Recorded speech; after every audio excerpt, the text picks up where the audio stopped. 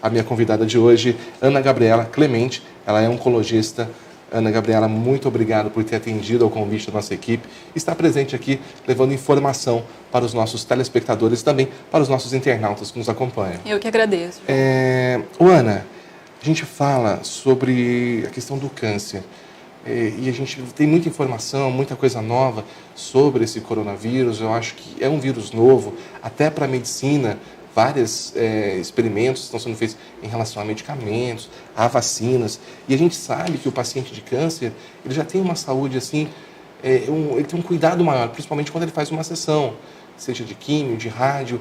Hoje, essas pessoas, elas entram também nesse grupo de risco para o coronavírus? Com certeza, João. Assim, os nossos pacientes oncológicos, os nossos pacientes com câncer, eles precisam de um cuidado a mais. Né? Não são todos os pacientes, isso é muito importante, né? Porque às vezes a pessoa teve um câncer há 10 anos e está preocupada de ser grupo de risco agora. Não são todos os pacientes com câncer ou que tiveram câncer que se enquadram dentro do grupo de risco. Dos nossos pacientes oncológicos, o maior grupo de risco são aqueles com doenças hematológicas. Então, são aqueles pacientes que têm leucemia, que têm linfoma, mieloma múltiplo, e outros que são imunodeprimidos, né, por conta do tratamento oncológico. Aí se enquadram os pacientes que fazem quimioterapia, né, as quimioterapias que fazem realmente imunossupressão. E pacientes transplantados de medula óssea também tem que ter cuidados adicionais. E pacientes que têm doença ativa, que a gente fala, que tem câncer, que ainda não fez o tratamento, que está em pré e pós-cirúrgico imediato, são pacientes que precisam de um cuidado a mais. Pacientes que já tiveram câncer, que já fizeram tratamento, que estão em segmento, esses pacientes, por si só, eles não são grupo de risco, a não ser que eles tenham outras doenças associadas, hipertensão, diabetes, a questão da idade. E esses pacientes a gente pode ficar mais tranquilo. Então, a gente até orienta que esses pacientes que já tiveram, eles marquem consulta mais para frente. As consultas de rotina, elas podem ser postergadas aí 2, 3 meses sem ter nenhum comprometimento oncológico propriamente dito. Toda pessoa que teve um câncer, passou por uma cirurgia, ela tem aquele acompanhamento anual, de a cada 6 meses. Isso vai variando o tempo, dependendo o estado do paciente e a evolução do paciente. Essas pessoas, elas têm que ficar atentas, têm que manter essas medidas de prevenção. É claro, é melhor prevenir, é o melhor remédio que tem hoje, a gente fala, né? Sim, com certeza.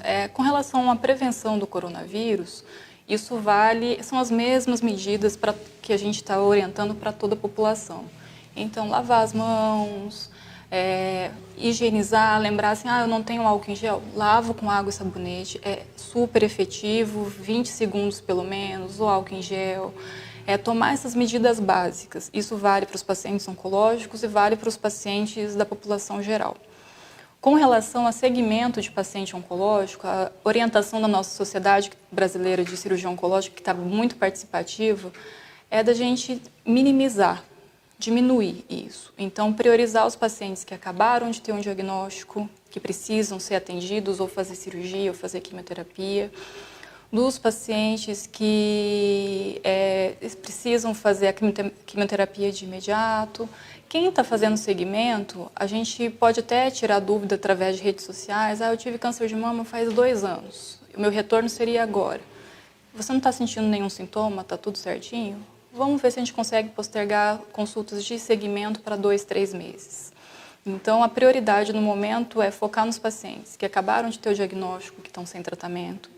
Os pacientes que estão em vigência de químio, radioterapia, é muito importante que continuem a fazer o tratamento, né? A gente já está notando que alguns pacientes estão faltando a sessão de químio, ou estão faltando, marca consulta de primeira vez, que a gente sabe que tem uma neoplasia e está faltando a consulta com medo de pegar o coronavírus.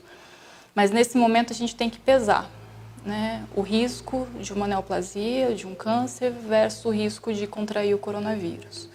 Então, a gente está discutindo caso a caso. Chegou um paciente no consultório, a gente tem uma equipe de oncologistas, a gente senta, discute. Dá para esperar? O tumor é mais inofensivo, mais inócuo, vamos esperar. Se você esperar 2 meses, isso não vai ter prejuízo para você, a gente espera. Óbvio que tumores mais agressivos, a gente continua o tratamento normalmente. É importante, então, que o paciente ele receba essas orientações do médico e continue o tratamento, né? Com certeza. Porque se ele deixar o tratamento de lado, a situação pode se complicar ainda mais, né? Com certeza. Aí o risco de ter o câncer acaba sendo maior do que o risco de contrair o Covid-19. Existe alguma orientação em relação à imunidade nessas pessoas? A questão de alimentação, ou o profissional está orientando algum remédio para fortalecer a imunidade dessas pessoas que estão em tratamento? Qual que é a recomendação que vocês deixam? João, a gente não tem nenhum remédio que estimule propriamente a imunidade, né? As recomendações são as mesmas que para a população em geral. Então, alimentação saudável, é importante que continue praticando de alguma forma atividade física, né? Obviamente ao ar livre, evitando aglomerações, conseguir dormir bem, se hidratar bastante. Essas são as mesmas orientações para pacientes oncológicos ou para a população em geral. Esse trabalho que você realiza, você trabalha tanto em Poços como esse acompanhamento aqui em Andradas. O que você percebe dos pacientes? Eles estão muito preocupados, estão nervosos com essa situação? Com certeza. Eu acho que por si só a situação do coronavírus, do Covid-19, já está causando um certo pânico na população no geral. Quando a gente fala que para evitar de buscar ir a pronto-socorro por sintomas leves, imagina o paciente oncológico, né, que ele sabe que ele tem uma doença, ele sabe que está tendo essa pandemia, ele sabe que o risco de ir ao hospital aumenta a chance de infecção e fica nessa ansiedade também, né? É muito difícil a gente virar para um paciente oncológico e falar assim, olha, a gente vai atrasar o tratamento em 30 dias por conta do Covid-19. Isso gera uma ansiedade muito grande, que ele vira assim, doutor, mas se eu ficar 30 dias sem o tratamento, eu não posso morrer do câncer? Como que a gente vai fazer? Então, assim, a gente vem conversando bastante com os pacientes, com os familiares, com a direção, inclusive aqui da Santa Casa, todas as decisões que a gente está tomando de quem a gente vai operar, não vai operar, a gente está tomando decisão sempre em conjunto, porque é uma responsabilidade muito grande você falar isso para o paciente, né? E a gente tem que ter 100% de certeza para falar assim, olha, vai ficar tudo bem. Então, é um momento de todo mundo ter calma, ter serenidade. Os pacientes que a gente fala assim, olha, vamos fazer daqui 20, 30 dias, isso foi muito discutido, com uma equipe multidisciplinar, com a direção do hospital, para a gente tomar a melhor decisão possível sem comprometer o prognóstico oncológico desse paciente. Não deve ser fácil essa decisão, eu imagino a cabeça do paciente. Com certeza. A gente percebe aqui na cidade que tem muitas pessoas que acabam saindo para a rua, e esse não é o momento, né? Claro, a gente sabe a situação da pessoa que às vezes está em tratamento de câncer, ela tem esse receio, ela fica mais isolada, mas a população em si também tem que ter essa consciência, né? Com certeza, eu acho que precisa dessa conscientização, né? Aqui em Andradas a gente não teve nenhum caso, né? A gente torce para que não aconteça, mas o que a gente observa nas outras cidades é que invariavelmente vai acontecer um ou outro caso. É uma pandemia, é uma situação grave, né? 80% dos pacientes vão ter infecções, sintomas leves ou vão ser assintomáticos, mas a gente vai pensar que 15% vai ter sintomas graves. Aí são pacientes que precisam de internação, pelo menos o uso do oxigênio, e 5% vão precisar de ventilação mecânica. O nosso suporte aqui, se pensar que 5% vai precisar de ventilação mecânica, você fala assim, mas é só 5%. Imagina se 100 pessoas contraírem. 5% de 100 para a nossa estrutura aqui, isso vai pesar o nosso sistema de saúde. E muito, né? E as nossas cidades de referência, que falam assim, às vezes, né, vou precisar de UTI, eu vou entrar em contato com a cidade de referência. Lembrar que a cidade de referência também está passando pela mesma situação. E tem grande chance da cidade de referência também não ter disponibilidade. Então, é muito importante que a gente conscientize a população. Né? Só sai de casa, óbvio, quem precisa trabalhar, que precisa fazer suas coisas, sai. Mas mantendo os cuidados, isso é muito importante. Mas quem não precisa sair de casa, não sai de casa. A gente percebe que a população muitas vezes não está levando muito a sério isso. No primeiro, Andradas não tem caso, mas a prevenção, se vir alguém passar por Andradas e isso alastrar, ficaria muito complicado. Eu acredito que nos próximos dias a gente vai encontrar um número maior de pessoas na rua usando máscaras. Tem um decreto do prefeito que ele já, pelas falas dos boletins do comitê, ele já está dando a entender que isso vai acontecer nos próximos dias. A maioria das empresas, como é o caso nosso, então eu vou brincar como que a gente acostuma com essa máscara, doutora, estão trabalhando com máscaras. a máscara, ela é um aliado nesse momento? Com certeza, só que tem que lembrar que ela é um aliado, né? Ela não substitui as outras medidas. É importante que para a população em geral, elas não precisam usar máscaras cirúrgicas propriamente ditas, muito menos a máscara N95, né?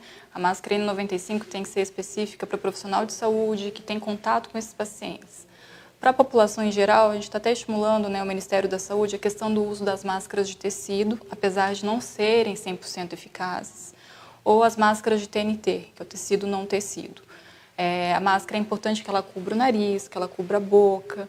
Tem que ter cuidados ao retirar a máscara, né? Não pegar na parte interna, cada 2, 3 horas, trocar de máscara. E lembrar que toda vez que tirou a máscara, lava a mão com água e sabonete. Usa o álcool em gel.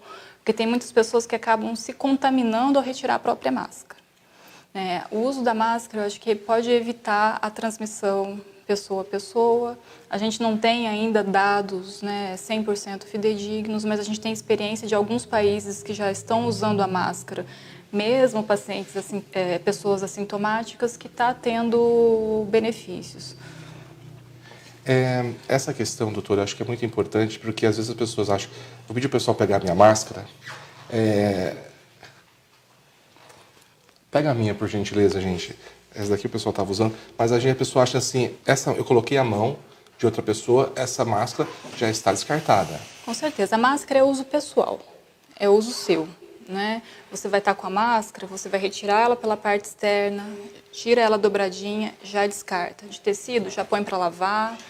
Se for descartável, já despreza ela. Tirou a máscara, lava a mão com água e sabonete. É indispensável. Você não pode tirar a máscara e esquecer de cuidados básicos, como higienizar as próprias mãos. Usei essa máscara de manhã. Tá correto, doutora? Um pouquinho para baixo.